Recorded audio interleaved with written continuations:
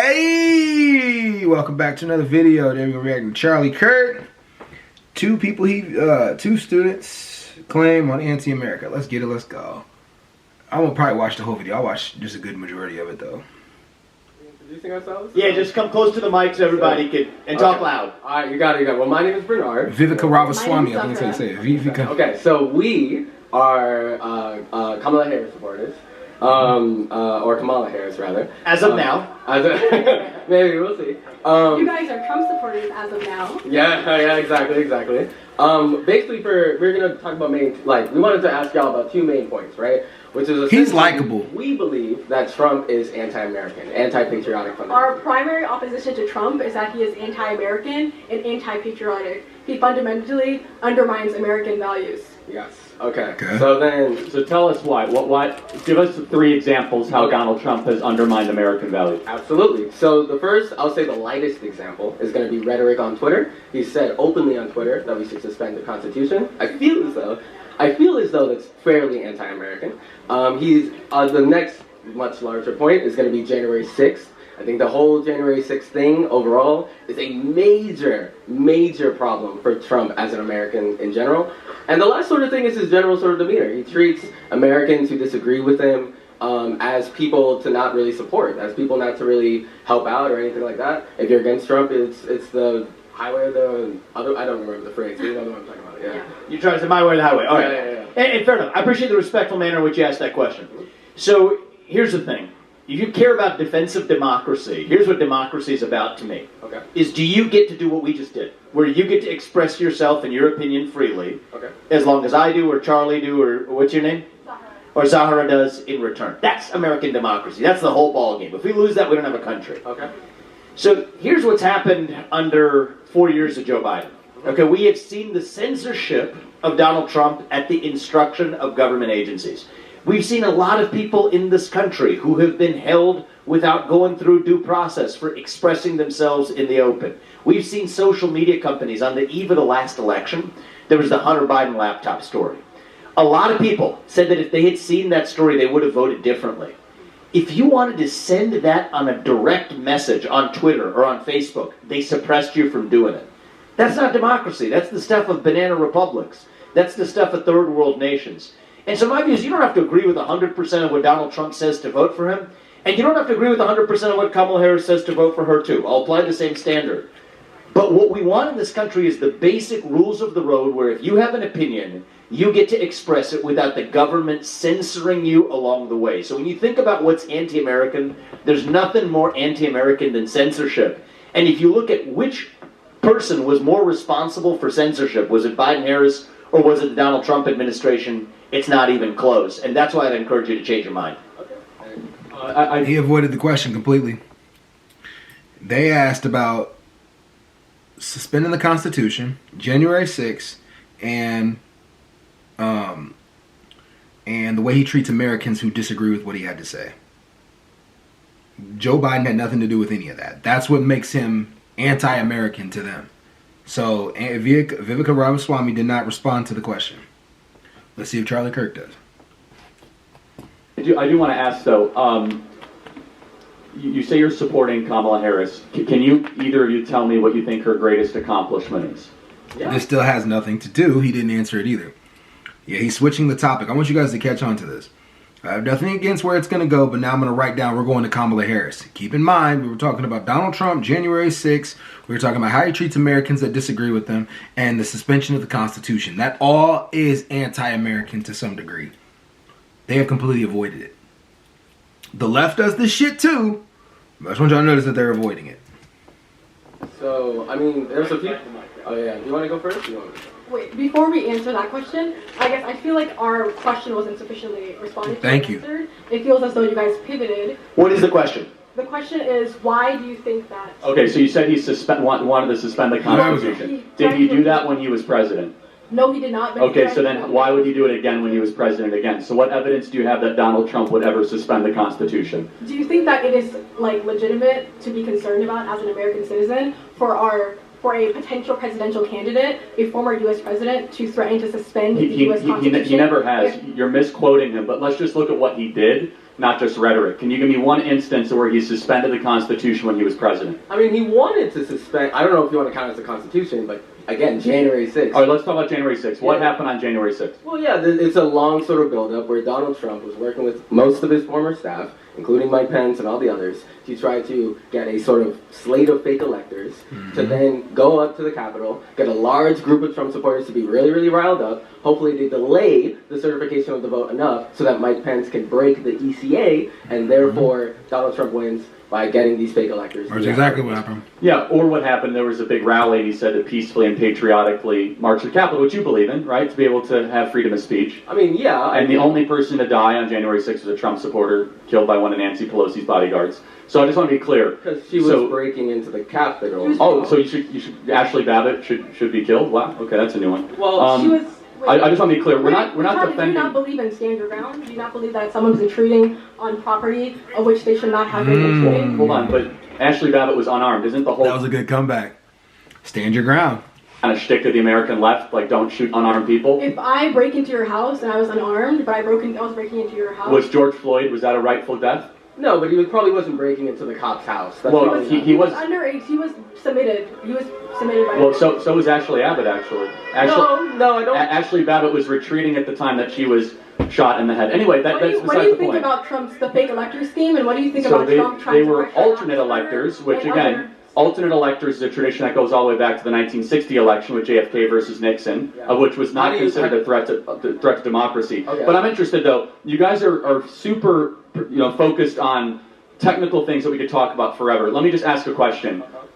I asked you, what is Kamala Harris's greatest accomplishment? Can you tell me what that would be? Okay, yeah, so just to go through it, just so it doesn't seem like we're dodging, there's a couple different things. She's by far the most active vice president in U.S. history, I'm pretty sure. She's had the most, be mad. Wait, what do you mean active? Like, She's had the most tie-breaking votes in the Senate in U.S. history. I'm pretty sure this is true. Either that or like super close. Yeah, we'll be okay, guys, we'll be okay. Let me just rephrase. What, just in your opinion, because I want to get this on the table. What is the single thing that she has done to improve the lives of Americans? I mean, we could talk about her time as the DA. We could talk about her time as California's Attorney General. Yeah. I guess my question to you is, what are the constitutionally prescribed roles of a vice president that she failed to? okay, yeah, I'm glad you asked. So she was in charge of two things. She was in charge of the Russian-Ukrainian war before it happened, and she was in charge of the border. She was And the withdrawal from Afghanistan. And the withdrawal from Afghanistan. Those three things. The border, we have 10 million illegal people that have come to this country under her watch. She gave a speech at the Munich Security Conference where Vladimir Putin invaded Ukraine and all but invited Vladimir Putin's invasion. And then she was in charge of the withdrawal of Afghanistan. Are those three successful things that we can look to as Kamala Harris being VP? Well, it's really funny because speaking of that 10 million immigrant point, I would be more mad at Kamala Harris if they didn't try to pass a border bill. If they didn't try to pass a border I would be more Yeah, but mad we at don't the need person- new border laws as exhibited by Donald Trump, because under Donald Trump we didn't have any new border laws and border crossings were at an all-time low. Instead, Joe Biden and Kamala When? Harris, when Donald Trump was president, What from time in- 2017 to 2021. I think when there he was a president. specific period of time when it was an all-time low. Yeah, it was an all-time low on an average over the 4 years of Trump being president. But the first thing Joe Biden and Kamala Harris did is they rescinded 65 executive actions that Donald Trump put into place. For example, DNA testing. If I were to ask you how many kids right now are missing from the southern border, how many would you say? I'm pretty sure y'all say something like 350,000. Yeah, so 320,000 kids are missing, many of whom are being sex trafficked. Do you know why that is? Because Kamala Harris got rid of DNA testing on the southern border. If they're missing, how does he know they're being sex trafficked? Come on, man. I'm not trying to play sides here, but like, if they're missing, how do you know they're being sex trafficked? That means they're not missing. It means they were found. Dude. Where you no longer have to be swabbed DNA test. It takes 90 seconds to find out if a kid is related to the person that is bringing them across the border. So Kamala Harris has been responsible for the border, which is one of the greatest failings. To be fair to them, though, he's right. I don't know about Kamala Harris being responsible for it, but I do know under Trump that the border has had the all-time low of crossings. That is 100% true. In modern American history. And so, yes, as a vice president, you are tasked with certain projects and certain things. Everything she has touched has been a miserable failure. If that is the case, why would she be a good president? Okay, so a couple different things on that whole immigration point. One, again, it's weird to frame the border thing as like only an additional thing for new laws. Like we know for a fact there's going to be additional border agents. We know for a fact there's going to be additional funding. Additional judges. Additional judges. So remain in Mexico was Trump's signature policy. It was. Okay, so it means you remain in Mexico, your case is adjudicated. Yeah. Right now, do you know if remain in Mexico is still the law of the land? It's not. It is not. Actually, so that's you have no reason. I'm not going to hold you responsible for this. Okay. Actually, it turns out remain in Mexico is the law of the land. A federal judge has held accordingly. They're just not enforcing it. So Donald Trump and the Republican position, I share this, is if you're not going to enforce the laws as they exist, there's no point in actually passing new laws. The first step we need to do is enforce the laws as they exist right now. And back to the broader point about Kamala Harris versus Donald Trump. I'm just going to give you some hard facts. Okay. Under Donald Trump, prices stayed flat, wages went up. Under Kamala Harris and Joe Biden, prices have gone up, wages have remained flat. Under Donald Trump in 2019, we hit the all-time low for illegal entries into this country. Under Kamala Harris and Joe Biden, the last 4 years, we've had the largest number of illegal entrants into this country over a 3-year time span in American history. Under Donald Trump, we were not in major conflicts in Russia, Ukraine, or the Middle East. Under Kamala Harris and Joe Biden, we are closer to World War III than we've ever been in our lifetime. So if we just measure closeness to World War III, border crisis, economy, what makes your life better and the lives of the people here better, I believe it's not even close. When you think about it, you could have the debates about democracy all you want. I think censorship is the greatest threat to democracy. We've seen greater form of censorship in the last 3 years than we've seen any other time in my lifetime. But on the issues of what's going to make the lives of the people here better, I think it's not even close, and that's why I'd encourage you to ask yourself, who's going to make your life better in the next 4 years? I think Donald Trump's the answer to that question. Do you think that one thing that would have helped the massive rates of border crossings would have been the border bill, the bipartisan border legislation? The answer is no. The answer is no to that because, first of all, most of those border crossings occurred before that border bill was even proposed. What would have helped was actually enforcing the laws as they exist, re-implement Remain in Mexico, complete the actual construction of the border wall, and then stop funding federal sanctuary cities where our own taxpayer money is creating the incentives for those illegal migrants to cross. That didn't happen under Trump, it's happening under Biden. I don't mean to interrupt, but super quick. The border bills would have said it was permissible to have 5,000 people crossing the border a day. It's correct. It's in the language of the bill. It was saying 5,000 people. At the point at which 5,000 Yeah, so people if it's- crossed, they would have shut down the border. Right, so if it's 4,999, you don't shut down the border? That's pretty insane, right? Oh, wait, but also very, very quickly. How about this? You should shut down the border with one person crossing the southern border. Also, wait, just to be very, very clear, when we say, all right, buddy. When we say crossing, right, we understand that most of the immigration that's coming in right now is not just randomly borders crossing people. It's usually asylum seekers, right? Well, no, it's actually cartel-smuggled, cartel-sponsored, fraudulent asylum claims. I encourage you to go down to the border and see it yourself. The cartel will take someone from... He agreed with them, but he tried to spin it into like cartel type shit. But he definitely agreed with them. Asylum seekers, that's the number one thing. Asylum seekers is the number one thing. That's where the issue with immigration is coming in. And that's where the conversation needs to be had. It's not people just randomly running across the goddamn border. It's asylum seekers. And what made Donald Trump so effective was he got rid of that. he didn't get rid of seeking asylum. You can still seek asylum, but he made it more complicated for people to seek asylum, which made more border crossings, which lessened the border crossings, which, good thing or bad thing, however you want to look at it. What Pakistan, India, 135 countries, they'll quote unquote claim asylum after they pay the cartel $10,000. 90% of all people that cross the border are pseudo-slaves by the cartels, basically. So you think 9 million of the undocumented, like the immigrants that have come in, are all illegal? No, they're all illegal because we know it to be true. It's not the question.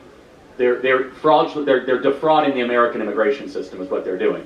So you're saying that there's sufficient proof? Please talk in the mic. You're saying that there's sufficient proof that claims that the 9 million people who crossed the border, weren't, I guess, official. That's a crazy claim. Yes, so for example, what is the asylum claim if you're coming from North Korea? Yeah, actually. So there's an interesting case. So I went down to the southern. I'll tell you two personal facts. Right, I went down to the southern border. Wait a minute. What's the asylum? If you're coming from Mexico, there should be asylum seeking from when you come into Mexico. Doesn't the cartels run Mexico? Where are most of these people coming from? I guess that's the other question I want to know. That's the one thing I don't know. Where are most of the people coming from that are crossing the southern border? Where are they coming from? I don't know. This is funny. I got there. There was 2 men who came from Lebanon, crossed the southern border, smuggled across. They, in that case, caught the 2 of them. There's also a woman from North Korea in a bag that crossed the southern border. What's interesting about that is North Korea is a country from whom you can actually seek refugee status in the United States, yet she chose not to do it and cross illegally. Is that an illegal border crossing when you lie to a Border Patrol agent? When you do it, the answer is yes. And I think actually that number is way higher than 9 million over the course of the last 4 years. And the other thing I'll just sort of personally lay out for you, I don't have any financial interest in this, but I'm laying out because I did it this year because it is meaningful. There's a movie I actually helped make this year called City of Dreams. It tells the story of a young man who was smuggled across the border, true story, in LA, in sweatshops. This is the kind of thing that the left used to be concerned about. A child who's separated from his parents, put into forced labor in the United States.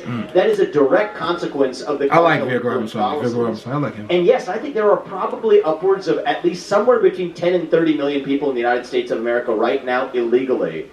And your first act of entering this country, if it breaks the law, that's unconstitutional, it's unlawful. And the number one thing that our immigration system rewards right now isn't how smart you are, isn't how hard you're going to work. It's whether you're willing to lie to the U.S. government. If you say under asylum laws, what it says is if I'm under threat of bodily harm right now for my race or my religion or factors like that, you have to have documented proof. So if you say I don't have that proof and I'm not really under threat for bodily harm, I don't want to lie, you don't get in. But if you're willing to lie, you check that box on the CBP One app or otherwise, you get in.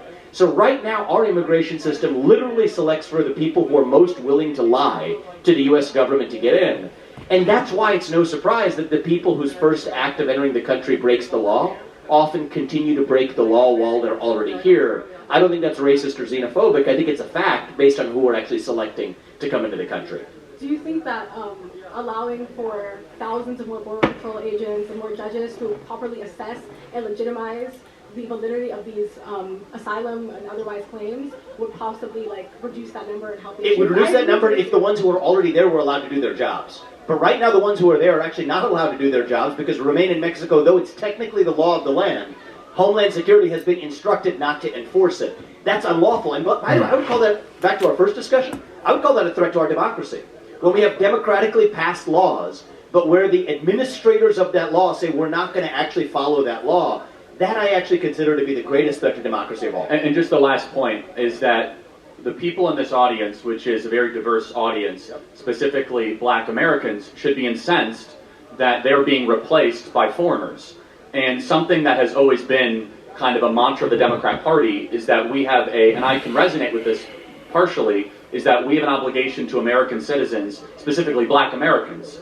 And black Americans are now being put aside so that a bunch of foreigners can come undercut wages and fill your cities. In fact, we see this in Chicago, New York. So I don't expect you guys to put on the MAGA hat right now, but I want to plant a seed for you guys that the black community... I don't want to hear this shit because of everything you said. Everything he said about black people. Everything he said about black people does not correspond. He's just trying to I hate when they do this shit, man. Both sides do this shit too, man. They try so hard to bring the black community in by saying shit like, oh yeah, black people need to be inspired by it. The Democrats say a lot less worse shit, but the Republicans don't fuck with black people. Hey, black people shouldn't vote on either side.